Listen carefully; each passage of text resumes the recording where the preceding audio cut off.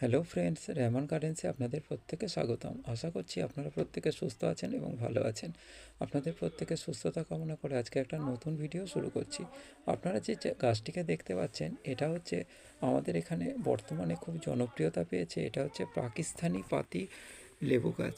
এই পাকিস্তানি পাতি লেবু গাছের জনপ্রিয়তা এই কারণেই, আমরা এর আগে জানি কলকাতা পাতি এবং বিভিন্ন ধরনের পাতিগুলো প্রচুর পরিমাণ ধরে, কিন্তু একটা সময় এসব গাছগুলো ফল দিতে সক্ষম হয় না, কারণ একটা সিজনে এদের ফাঁকা থাকতে দেখা যায়। কিন্তু পাকিস্তানি পাতিটা এমন একটি পাতি যেটা সারা বছর সব সিজনেই ফল দিতে সক্ষম। আর এর ধরন পাতার মতো, যেমন ফুল ধরে পাতা ধরে, ঠিক তেমনই এর ধরন। কারণ বহু নার্সারির যারা অনেক আগে পাকিস্তানি পাতি গাছের মাদার গাছ এনেছেন বা ছোট গাছকে বড় করেছেন, তাদের কাছে এখন বর্তমানে এই পাকিস্তানি লেবু গাছটা প্রচুর পরিমাণে ফল দিতে সক্ষম হচ্ছে, যার জন্য বর্তমানে পাকিস্তানি পাতির এই ভ্যারাইটিসটা আমাদের কাছে এত জনপ্রিয় হয়ে উঠেছে।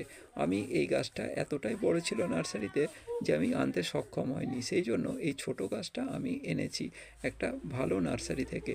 আমি ছোট গাছটা এই কারণে এনেছি, আমি এর ওপর রিসার্চের মতো দেখব যে কতটা ছোট থেকে ফল দিতে সক্ষম হয়।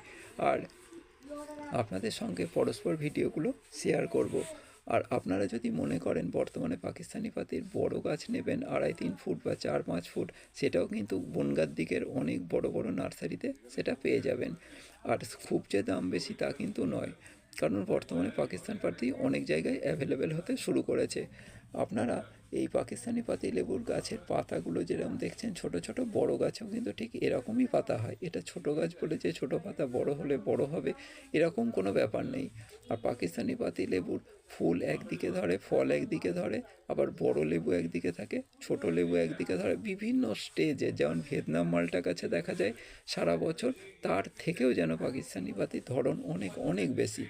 আপনারা মনে করতে পারেন যে পাকিস্তানি পাতি লেবু আমি একটা টবে বসিয়ে দিলাম আর সেটা ফল ধরবে কি না। অবশ্যই ফল ধরবে। পাকিস্তানি পাতি ফল ছোট টবে দিতেও সক্ষম, বড় ড্রামে দিলে তার ধরন তো আরও বেশি হবে। আপনারা জানেন যে যত বড় জায়গা পাবে সেই গাছটা খাবার এবং তাকে নিজে ছড়াতে পারবে, যার ফলে ফলও খুব ভালো দেবে। আর আপনাদের যদি এই ভিডিওটা ভালো লেগে থাকে তাহলে অবশ্যই সাবস্ক্রাইব করে পাশে থাকবেন এবং কমেন্ট করে জানাবেন যদি কোনো ভুল ত্রুটি হয়ে থাকে। তো বন্ধুরা, আজকে ছিল এই ভিডিও। আর পরবর্তী ভিডিও নিয়ে আপনাদের সঙ্গে আবার হাজির হব। আপনাদের প্রত্যেকের সুস্থতা কামনা করে আজকের ভিডিওটা বর্তমানে এখানেই শেষ করছি। নমস্কার বন্ধুরা, প্রত্যেকে ভালো থাকবেন।